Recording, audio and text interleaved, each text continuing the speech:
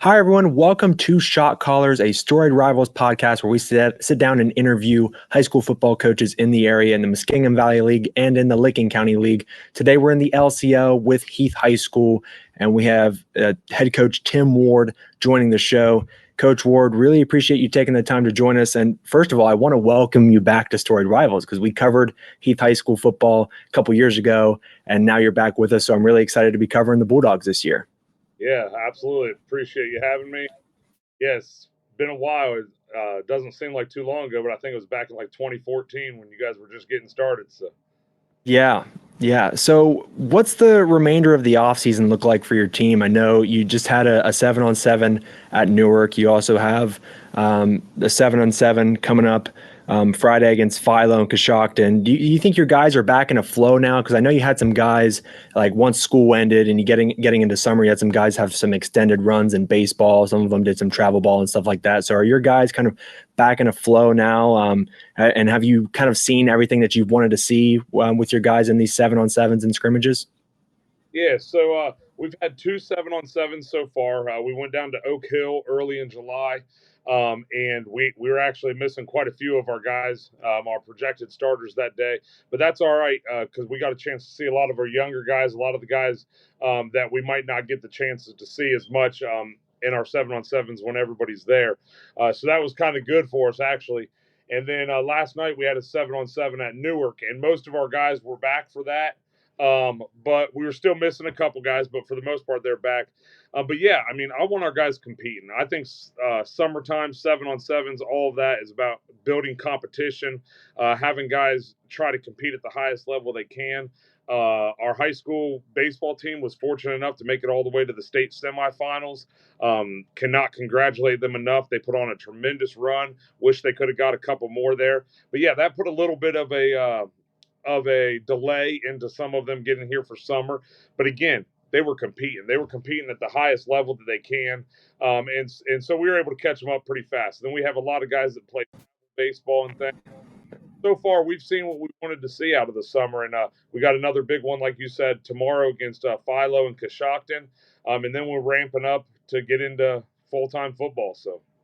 Yeah, super exciting. So I kind of want to get into your story because your story is like really fascinating. I almost kind of compare it to like NBA legends, kind of like Kobe Bryant and Tim Duncan, Dirk Nowitzki, guys who like spent like their whole careers with like one team, one franchise. And so like you played for Heath High School and then you're an assistant slash coordinator for 12 years. Now you're the head coach. I mean, kind of talk about your journey and like why Heath High School always kind of ended up being the common denominator for you because it's really fascinating to me. Yeah, I mean, I love Heath. People that know me know that I bleed orange and brown, man. And so growing up as a kid, I lived a stone's throw from the high school. My earliest memories of childhood, I can remember walking over to the stadium with my dad on a Friday night and watching a football game, watching guys like Charlie House, Nathan Schaefer, guys like that, Matt Calhoun, all these guys that came before me and played before me. And these guys are people who I looked up to as a young kid. When I was in elementary school, when I was in middle school, they probably had no clue who I was. And I was looking up to them as high school football players. And to me, they might as well have been playing for the Buckeyes. And so I remember coming to Swank Field as a little kid, and something just resonated, something stuck with me. So when I got into middle school and into high school, playing football, it was something I loved. It was the thrill of going down to the field on a Friday night. The guys that I played next to, everything that has to do with football. Um, coach Willoughby was a history teacher of mine, and he was our head coach, and kind of really him and I hit it off well when I was in high school. And then my junior year in high school, Coach Mark Collier came to Heath, and he had graduated from Heath back in the '80s, but he came back as an offensive coordinator, and I was primarily an offensive lineman in high school. So him and I meshed real well right away, and he became one of my lifelong friends. One of my best friends to this day. Still one of the guys that I call on a regular basis. Definitely a father figure of mine and everything. And so just that relationship that I formed there, and then obviously I went away to college. Was fortunate enough to play football at Wittenberg University for Joe Fincham. Just an absolute amazing coach, and another guy who just really instilled in me a love of the game of football, and just kind of shaped me who I am today. And so those guys, along with some of the other guys that impacted me on and off the field, Coach Clons, Dave Mason at my church, Mr. Scott Brown, who's my fourth grade teacher. Those guys just all shared in me a love for not only football, but for the city of Heath.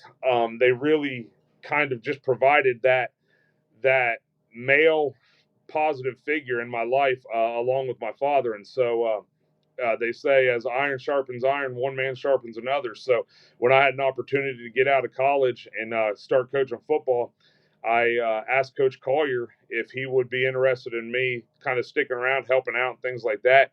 And he said absolutely. And about a week later, I came in to meet with him and talk, and all of a sudden found out I was our offensive line coach. And I thought I was just going to be hanging around. Next thing, offensive line coach.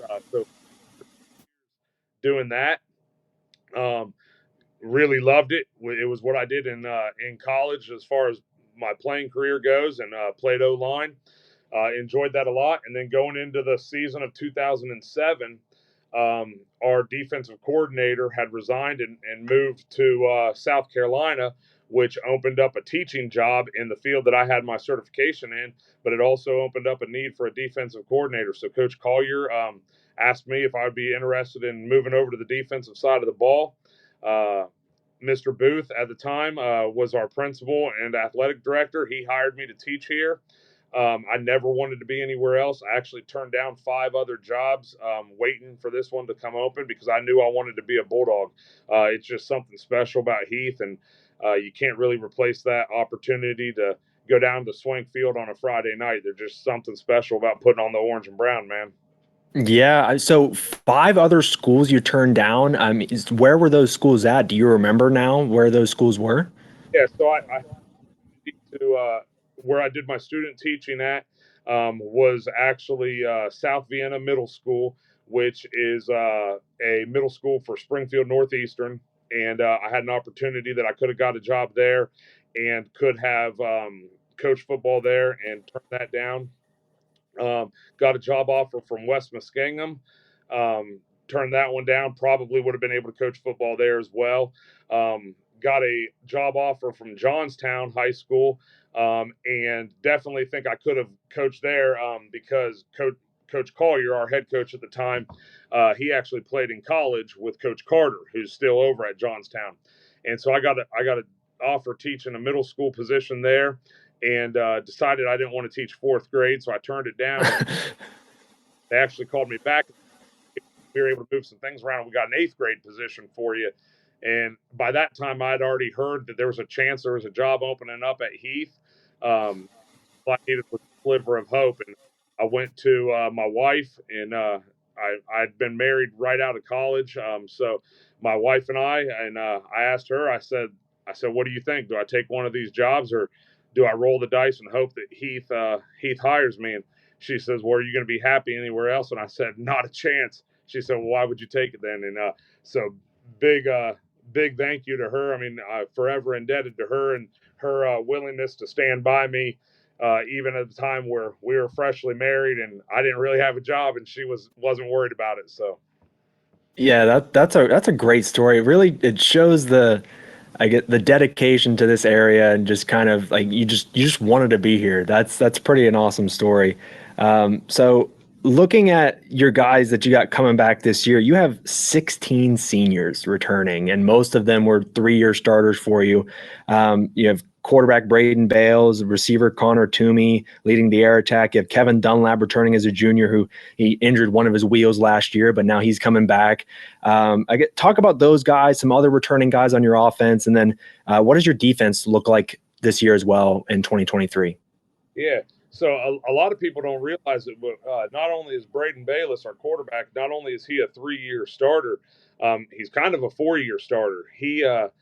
His freshman year was the year when Dane Hogue was our quarterback, and Dane got hurt going into the playoffs. And so we actually threw Braden right into the mix, and he started at quarterback for 3 games in the playoffs, won 2 of them as a freshman. And so that was huge. That was an opportunity for him to really grow up, and hit some of those growing pains early. Came in as a sophomore, had a tremendous year, broke all kinds of school records as a sophomore, had some really, really talented receivers in Keelan Williams and Reese Huber and Mitch McLean and guys like that to throw the football to. Riley Gold out of the backfield, Armani McCray, guys like that. Just absolutely outstanding sophomore year.